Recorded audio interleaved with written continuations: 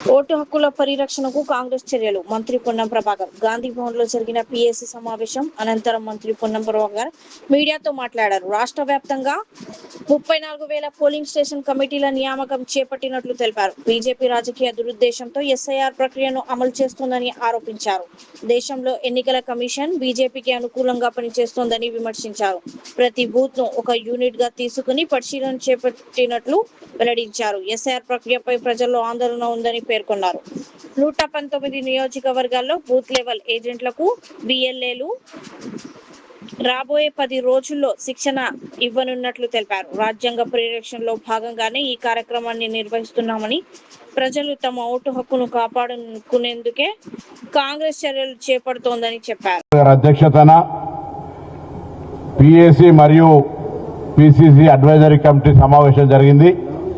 ఇందులో AICC incharge secretary Meenakshi Natarajan గారు, గౌరవ ముఖ్యమంత్రి రేవంత్ రెడ్డి గారు, పిసిసి కార్యదర్శి తెలంగాణ ఇన్ఛార్జ్ సచిన్ సావంత్ గారు, అదేవిధంగా ప్రభుత్వ అడ్వైజర్లు, మంత్రులు, ఏఐసిసి కార్యదర్శులు సంపత్ గారు, కుసుమ్ కుమార్ గారు, మిగతా పార్టీ అనుబంధ సంఘాలందరూ కూడా ఈ సమావేశంలో పాల్గొనడం జరిగింది. ఈ సమావేశంలో ఏదైతే స్పెషల్ ఇంటెన్సివ్ రివిజన్ జరుగుతూ ఉందో సంబంధించినటువంటి తెలంగాణలో కాంగ్రెస్ పార్టీ తరఫున ఉన్నటువంటి 34,000 చిల్లర పోలింగ్ స్టేషన్లో బిఎల్ఏల నియామకం చేపట్టి ఎక్కడ కూడా అర్హత కలిగినటువంటి ఓటును తొలగించకుండా రాజకీయ దురుద్దేశంతో, ఎందుకంటే ఇటీవల జరిగినటువంటి రివ్యూ జరిగినటువంటి రాష్ట్రాల్లో, ఉదాహరణకు బెంగాల్ తీసుకున్నా, అస్సాం తీసుకున్నా, వేరే రాష్ట్రాల్లో రాజకీయ దురుద్దేశంతో ఓట్లను తొలగించేటువంటి ప్రధాన ఎజెండాతోటి ఈ ప్రక్రియ జరుగుతూ ఉంది. గతంలో 2003 ప్రాంతంలో లింగ్డో ఎన్నికల కమిషన్ గారు ఉన్నప్పుడు ఏ ఒక్క అర్హత కలిగిన ఓటర్ మిస్ కావద్దు అనేటువంటి ఆలోచనతోటి ఈ ఓటర్ రివిజన్ జరిగితే, ఇప్పుడు తమ పార్టీకి వ్యతిరేకంగా ఉన్నా లేదా ఆ పార్టీకి సానుభూతి పరంగా కనబడకపోతే ఓట్లను తొలగించాలి, ఓటు అనే అర్హతను అతని నుంచి తొలగించేటువంటి కుట్ర ద్వారా మరి ఈరోజు భారతీయ జనతా పార్టీ కేంద్రంలో ఉన్నటువంటి ప్రభుత్వం కార్యక్రమాలు చేస్తూ ఉంది. ఎన్నికల కమిషన్ అందరూ చెప్తా ఉన్నారు, ఇవాళ ఎన్నికల కమిషన్ అనేటువంటిది నిష్పక్షపాతంగా స్వయం ప్రతిపత్తిగా పనిచేయాల్సిన సంస్థ, భారతీయ జనతా పార్టీ అనుబంధ సంస్థగా పనిచేస్తుందనేటువంటి ఆరోపణలు దేశవ్యాప్తంగా వస్తూ ఉన్నాయి. మొన్నటి బెంగాల్ రాష్ట్రంలో ఎన్నికల కమిషన్ మీద కోర్టుకు వెళ్ళినటువంటి సంగతులు కూడా మనం చూస్తూ ఉన్నాం. అందుకే తెలంగాణ వ్యాప్తంగా ఈరోజు అధికారంలో ఉన్నప్పటికీ ఎన్నికల కమిషన్కు సంబంధించిన ప్రక్రియ ద్వారా జరిగేటువంటి ఈ ఓట్ల రివిజన్ లోపల ఏ ఒక్క అర్హత కలిగినటువంటి ఓటరు కూడా, ముఖ్యంగా గ్రామీణ ప్రాంతాల్లో ఉన్నటువంటి హరిజన, గిరిజన, ఎస్సీ, ఎస్టీ, బీసీ మైనార్టీలకు సంబంధించిన వాళ్ళు లేదా వివిధ వృత్తుల ద్వారా విదేశాలకు లేదా బయటికి లేదా వివిధ గ్రామాల్లో పరస్పరంగా ఎక్కడికైనా వెళ్ళినా వాళ్ళ యొక్క పేర్లు తొలగించేటువంటి కుట్ర జరిగేటువంటి ప్రమాదం ఉంది. కాబట్టి ప్రతి బూతును ఒక కేంద్రంగా, ఒక యూనిట్గా తీసుకొని తప్పకుండా అక్కడ స్థానిక నాయకత్వంతో మరి ఈ యొక్క ఓట్ల పరిశీలనలకు సంబంధించిన కార్యక్రమం చేయాలనేటువంటి నిర్ణయం ఏకగ్రీవంగా హాజరైనటువంటి సభ్యులందరూ కూడా కలిసి తీసుకోవడం జరిగింది. ఈ ఎందుకు ఇంత అప్రమత్తంగా వ్యవహరించాల్సి వస్తూ ఉంది? ఈరోజు మేము ఇటీవల జరిగినటువంటి అనేక ఉదాహరణలు దేశవ్యాప్తంగా, అటు బెంగాల్ రాష్ట్రం తీసుకున్నా, వేరే ఈ మధ్య జరిగినటువంటి ఎస్ఐఆర్ జరిగిన రాష్ట్రాలను తీసుకుంటే భారతీయ జనతా పార్టీ సింగిల్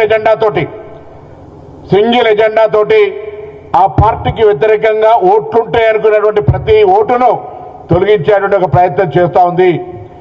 ఇక్కడ మా ఎజెండా కాంగ్రెస్ పార్టీ అర్హత కలిగిన ఒక్క ఓటర్ను కూడా తొలగించకుండా కాపాడడం, ఆ యొక్క ప్రక్రియలో కాంగ్రెస్ కార్యకర్తలు ప్రజలను చైతన్యపరిచి, ఈ సందర్భంగా తెలంగాణ కాంగ్రెస్ పార్టీ పక్షాన ప్రజలందరినీ కోరుతా ఉన్నాం. బిఎల్ఓలుగా వివిధ హోదాల్లో ఉన్నటువంటి అధికారులు, బిఎల్ఎల్గా పార్టీ ప్రతినిధులు మీ దగ్గరకు వస్తారు. మీ ఓటు హక్కుకు సంబంధించి వాళ్ళు అడుగుతున్నటువంటి ధృవీకరణ పత్రాలను సమర్పించి మీ ఓటు హక్కును అదేవిధంగా కొనసాగించే విధంగా మరి మీ ఓటరు పరిశీలన ప్రక్రియలో ప్రజలు అప్రమత్తంగా మీ ఓటును కాపాడుకునే ప్రయత్నం చేయండి. కాంగ్రెస్ పార్టీగా గ్రామ స్థాయి నుంచి ప్రతి కాంగ్రెస్ కార్యకర్త, యువజన కాంగ్రెస్ కార్యకర్త, అన్ని అనుబంధ సంఘాలు, ఎన్నికైన ప్రజాప్రతినిధులు అందరూ కూడా ఈ కార్యక్రమంలో భాగస్వాములు కావాలనేటువంటి మాట ఈరోజు నిర్ణయం జరిగింది. భవిష్యత్తులో కూడా పార్టీలో వివిధ హోదాల్లో ఉన్నటువంటి మంత్రుల నుంచి మొదలెట్టుకుంటే ముఖ్యమంత్రి గారితో సహా అందరూ కూడా నియోజకవర్గాల వారీగా తప్పకుండా ప్రతి బూత్ లోపల ఈ ప్రక్రియ సజావుగా సాగే విధంగా మరి చర్యలు తీసుకోవడం జరుగుతుంది అనేటువంటి మాట ఈ సందర్భంగా మనవి చేస్తూ, ఎందుకంటే ప్రజలు ఆందోళనకరంగా ఉన్నారు. దాదాపు 93 లక్షల ఓట్లను బెంగాల్లో తీసేసినటువంటి పరిస్థితి. స్వయంగా ముఖ్యమంత్రి గారు ఆనాడు మమతా బెనర్జీ మరి సుప్రీంకోర్టుకు వెళ్లి కొట్లాడితే కూడా మరి ఎన్నికల కమిషన్ నుంచి ఏం రిలీఫ్ దొరకనటువంటి పరిస్థితి. అందుకే ముందస్తు జాగ్రత్తగా మేము ఎన్నికలకు సంబంధించినటువంటి బిఎల్ఏలో గతంలో మరి ఓటింగ్ ఏదైతే సభ్యత్వ నమోదు మరి చేసినామో డిజిటల్ ద్వారా ఆ బిఎల్ఓలను వినియోగించుకొని ఈ బిఎల్ఏల ద్వారా ఈరోజు గ్రామాల వారీగా కార్యక్రమం చేస్తాం.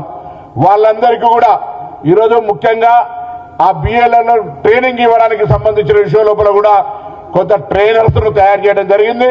వాళ్ళు 119 కాన్స్టిట్యూన్సీల్లో రాబోయే 10 రోజుల్లో తప్పకుండా ప్రతి బిఎల్ఏకు ఏ విధంగా ఈ ప్రభుత్వ కుట్ర ఉంది. గతంలో లిండో గారు ఎన్నికల కమిషన్ ఉన్నప్పుడు ఆలోచన విధానం వేరు.